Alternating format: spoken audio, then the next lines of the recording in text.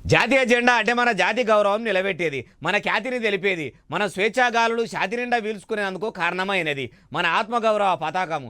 అసొంటి త్రివర్ణ పతాకాన్ని ఎంత మంచిగా ఎగిరేయాలి.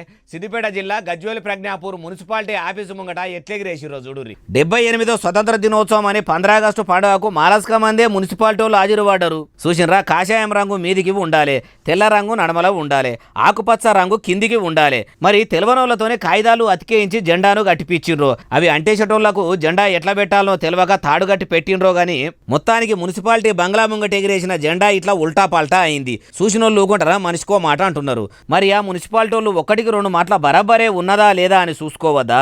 కొలువులు ఎట్లాగో చక్కగా చెయ్యరు, ఆఖరికి జాతీయ జెండాను కూడా చక్కగా ఎగిరేయకపోతే ఎట్లా? మున్సిపాలిటీ వార్డులల్లో చెత్త ఇండ్ల ముంగట చిందరవందరగా ఉంటే దండగలు వేస్తారు, ప్రజలను గోసలు పెడతారు.